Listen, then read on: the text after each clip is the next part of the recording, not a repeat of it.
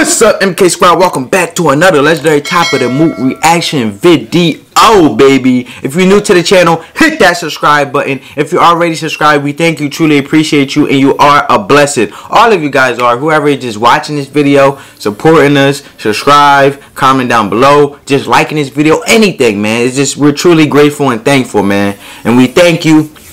And we hope you like the video. If you like the video, give this video a big thumbs up, man. It helps out the channel a lot. It helps out the YouTube algorithm, and it's totally free. I know you like that punchline, man. I know you like that high note, man. If you want me to teach you, I can teach you how to hit that high note. I just hit that high note. You know what I mean? But today we got the untold truth of Niall Horan, man. Yes, I said it. Niall Horan. Yes, I said it, man. So I'm not going to do no more talking. Let's go, man. If you're a die-hard directioner or just a fan of pop music, then you already know that Niall Horan landed a spot in the juggernaut boy band One Direction after competing on the X Factor. But there's more to this pop music crush turned solo artist than meets the eye. This is the untold truth of Niall Horan. When he was just 5 years old, Niall Horan's parents divorced. But while most kids end up living with whichever parent is deemed best for them, Horan made the decision of who he would live with himself. Although he and his brother Greg initially split their time between their mom, Maura, and their dad, Bobby, they made the decision just a little later to live with their dad full time, according to the Daily Record. Summers were spent kicking football around until the sun went down at 10 o'clock. But Niall and his mom apparently still have a great relationship. Maura once said via the outlet, "It makes me very emotional seeing what he's doing. It really is changing his life. It's so huge. What else could a mother ask for her child? It's mind-blowing." Last weekend he met the Obamas, so the child's mind must be blown with what he's getting to see and do. Even with all the success her son has experienced, Maura says fame hasn't changed him. She added, "That's good. That's good. No matter what type of success you get, man, you never want to let it change you for being who you truly are, because once you start letting it change you, you start losing yourself, and everything else is just worthless." He has a great head on his shoulders. He's very humble.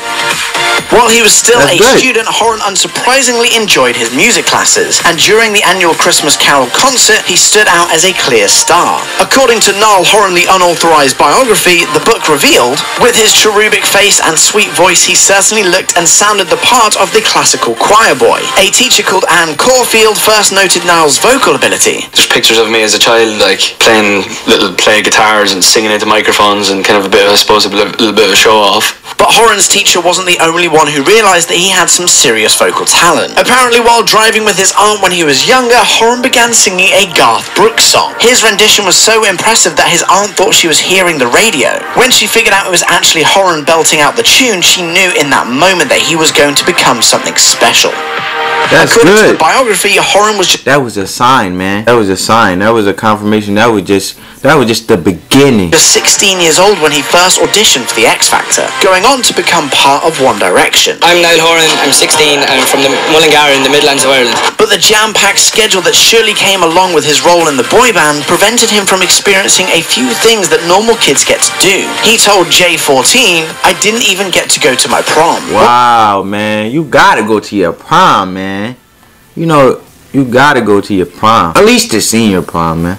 While that's certainly a little sad, it's not an uncommon occurrence for kids who get an early start in the industry. But it turns out it wasn't the only thing he missed out on. He also didn't finish school. Thankfully, he's been a massive success without the high school diploma.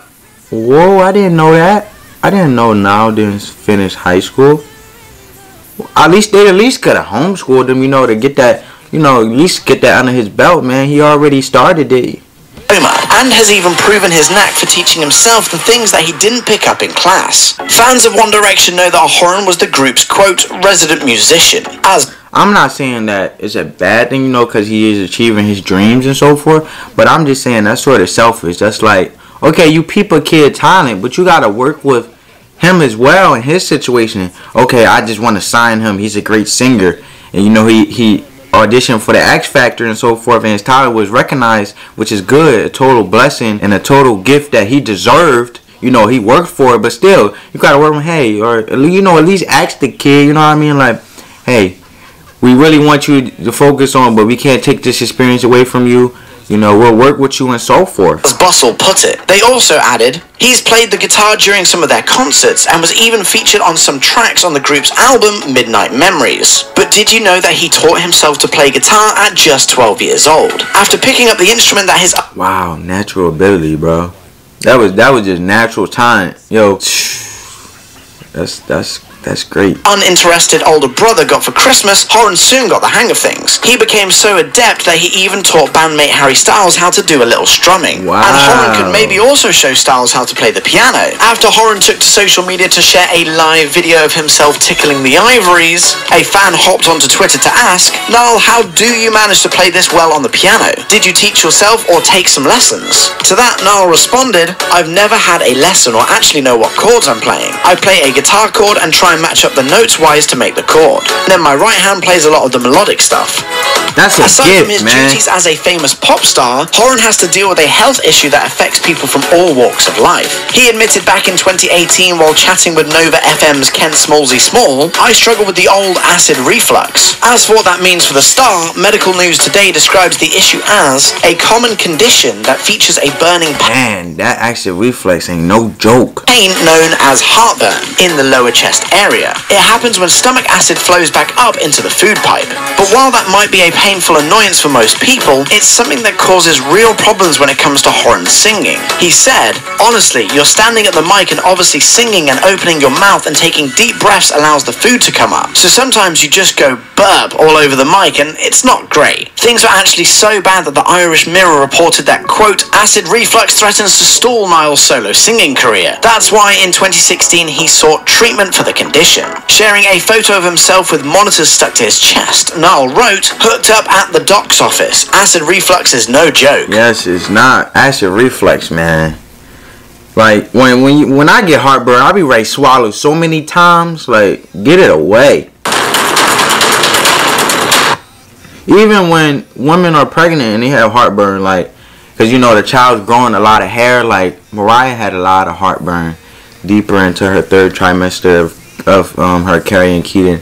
And I had to go get her like so many times, man, because she was like, my heartburn. Like, it'd be late at night trying to sleep. Just imagine trying to sleep and you got a burning pain sensation in your chest and you can't get it out. Man. One thing that Horan's fans love about him is his blonde hair. Girlfriend magazine explained, each member of One Direction had their own unique thing. Zayn the broody one, Harry the adorable one, Louis the sassy one, Niall the blonde one. He was the only one in the band with these lighter locks, and he totally stood out because of it. But during an interview with the Zach Sang show in May 2017, the singer let the cat out the bag on his true I like that outfit. pointing out that it takes around 3 I want that outfit. I want to put that outfit on. hours to lighten his naturally brown hair each time he meets with a stylist. He added, It's just like Waste of time. pain. Yeah, I I like started that. doing it when I was like 12 or 13. Oh, wow. So 10 years is a long time putting that crap in your hair. when Horan took a break from dyeing his hair and let his naturally brunette locks grow in, fans kind of lost it. Bustle reported, people online are either in love with the new do or are lamenting the good old days when the band was performing together and Horan's hair was a bright white blonde. His hardcore blonde hair loving fans may have not been so impressed, but that hasn't stopped Horan from sticking with what he likes. You might assume that Horan's got a bunch of other boy bands on his playlist, and just as many girl groups. While that may indeed be the case, it's also just as likely that he's listening to a little classic rock or a crooner-style tune. A fan of both the Eagles and Michael Bublé, Horan has shown up at a concert for the former, along with Harry Styles, and is known to praise the latter. Horan even revealed during an Ask Anything chat that if you listen closely, you'll recognise the Eagles' influence on his solo album, Flicker. I would say either the Eagles or Fleetwood Mac. You can hear Fleetwood in a couple of songs and you can hear the Eagles as well. Bublé once spoke about the boys of One Direction, telling the entertainment.ie site, Horan's a great kid. We talk a lot. Him and Liam Payne are the two boys I chat with, and it's actually really refreshing to see young guys like that get success and for them not to be. It's probably That's a good. testament to Yeah, that is good. where he comes from and his family. In turn, Horan told ET Canada in 2017 of the singer, The greatest man. I want to grow up to be my... Dang, man, gotta hit the ad, man. This is a legendary interview. Disrespectful. I can do that. it's official, Niall Horan is a believer. That's right, the former One Direction singer is a fan of the fellow pop star Justin Bieber, and he certainly isn't afraid to let Who doesn't like at least one Justin Bieber song, man. That man is great. Everyone know it. Horan even tweeted praise for Bieber's music in 2012, with Billboard noting that the singer, quote, playfully parodied Niall Horan's album cover on Instagram. While that might make it seem like the two stars are always in a light-hearted mood when it comes to their friendship, it turns out that the Irish performer actually feels bad for his Canadian counterpart. Horan told Glamour UK, "You see solo stars, and like I watched Justin Bieber's new docuseries. People didn't realise the pressure that he was under. I can relate to that 100%." Explaining that the members of One Direction had each other to lean on when the pressure got to be too much. Yeah. Horan noted that Bieber didn't have that type of situation. I can understand that, because the pressure of them being so young, and you know, the pressure of the management and the record label, and you know, they're just young kids want to create music, and just, you know, at that time, you know, you're amazed and you're happy people are liking your music, and you just want to keep putting out good music so they do like it. And then when the pressure comes in, when things could get out of like whack, you know, like for example, the pressure of you just wanting to be passionate and genuine and just put out great music, but then the pressure of your management, no, you have to do it this way, you have to do it this way, this will portray it better, so you know, for marketing reasons and so forth, because the record label is a business, and it's marketing. They're worrying about marketing and making money back from the money they gave to sign. And most artists, I have done a little bit of research and, you know, taught myself a little bit, whereas though when they sign, that's just a loan. But they have, like, they could sign, $1 million contract. Oh, they just get $1 million. No, that's a loan. So the work they put in from the albums and the concert sales, the album will make that back times more, because of the interest and how the contract is set up. You know, everybody's contract is different. But the simple fact of being young, you know, just want to do it. When you're young like that, you just want to do your passion. You found your passion. You great. You happy people embrace you. But then, you know, when it comes to the pressure of, you know, paparazzi, and you know, you growing up still trying to, you know, coming from being still a boy, and now you just got to grow up instantly with your fame, your talents, and get it together, and you know, always be in that professional marketing type of mindset can be depression, because it's like, all right, enough, you know what I'm saying? I just want to put out music. I want to do what I enjoy. I want to put out music that I like to put out and market it, and just put it out. Most of the time, artists just want to put it out. You know what I'm saying? They just want to put the music. They don't want to go through interviews and all that. You know what I'm saying? And I'm not speaking for them, but just think about it. If you got to have a scheduled interview after a scheduled interview after a scheduled interview after you just put out this amazing album, you might want to enjoy your own music and relax and sit back after you just did that hard work to produce and make that album. You see what I'm saying? So all those pressures, I could imagine how much depression, the temptation of depression coming in. And Justin Bieber, I agree. Him being solo and doing this alone, bro. You know how young he was? You know, everybody knows Justin Bieber started out young. That could take him over the brink. You know what I'm saying? That could go past depression. Because when it comes from depression, and then you go down to the stages of depression, then you start going down to just feeling empty and feeling numb. And just feeling like a zombified. You don't even feel like a human no more. You just feel like a robot that's just doing it. Just to do it. And having that do it mindset all the time, where it drives you over the brink, where you just might lead to suicide. You know what I'm saying? And those type of individuals should get help as soon as possible. And their management should be helping them get resources, because that's what management is for. To help whatever you're doing. You had a regular job and you're a regular person or whatever. Management is the purpose of management is to help the employee get resources they need to better their job, and help them find resources based on whatever the situation is. A good work positive environment, good care of the individual, because you know, making sure the individual is okay mentally, emotionally, and physically, you know, being able to do the work. And if they're going through something, help. Resources, we all battle with something, you know what I mean? But this will look at someone, or this you know what I mean? But most managements these days just look at, okay, we have a body, we have a worker, and they just look and make sure they have a body present to do the work. But we're still people. You know what I'm saying? But it's a shame how the world operates, you know? He added, I always felt sorry for Justin in that respect. When Horan isn't busy making music, he can likely be found enjoying himself on the links. He told Virgin Radio Dubai, "I'm a we got a now Tiger Woods out here, man. Sports fan in general, and I watch a lot of sports, and when I was 12 or 13, I joined my local golf club and fell in love with golf then." According to a 2019 profile for Today's Golfer, Horan is apparently the... That means he has a lot of patience, man. I try a little like mini golf, bro. I be ready to break my stick. Literally. The ball don't go in, I'm tapping it. Like, my jaw go past the hole, man. The pop. And then after a while, you know what it just do? Just give me the ball. I just pick it up and put it in the pot, man. I don't got time to be playing with these little sticky games, man. Fun, but he's also the co-founder of Modest Golf Management, which he launched in 2016. He told the outlet, "Having the love for golf that I do was the reason I wanted to set up the company in the first place. And here we are 3 years later with some of the most influential people in golf. But fans can rest assured that he won't be giving up the stage for the green. According to the Brampton Guardian, at least not anytime soon." Not that I'm the greatest golfer ever, but I love the game and I would like more people to get into it.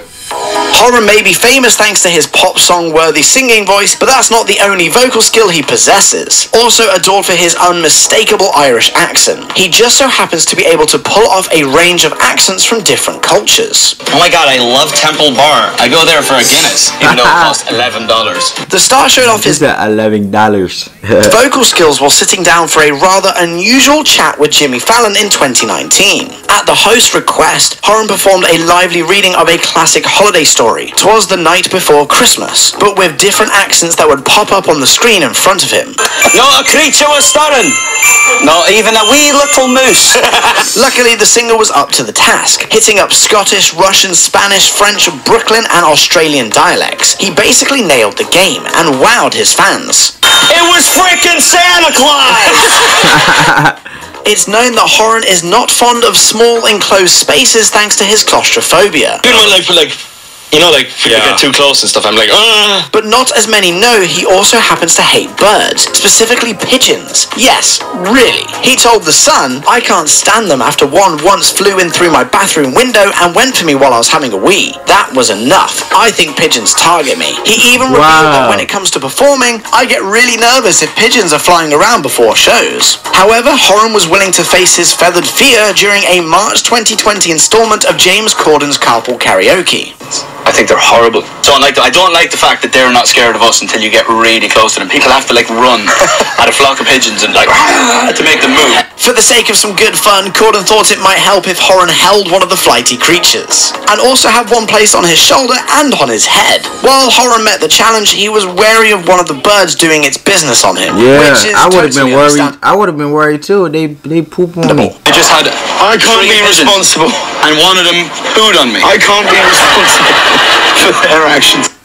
Thanks to Horan's time in One Direction, he earned a massive fortune when he was just barely out of his teens. According to the Celebrity Net Worth, between June 2013 and June 2014, the group generated $75 million in revenue, and the next year brought in an additional $130 million. Beyond that, the band's Where We Are tour was the second highest grossing tour ever when it comes to comparable groups, thanks to the fact that it took in a whopping $208 Just gonna be the thumbnail. $52 million.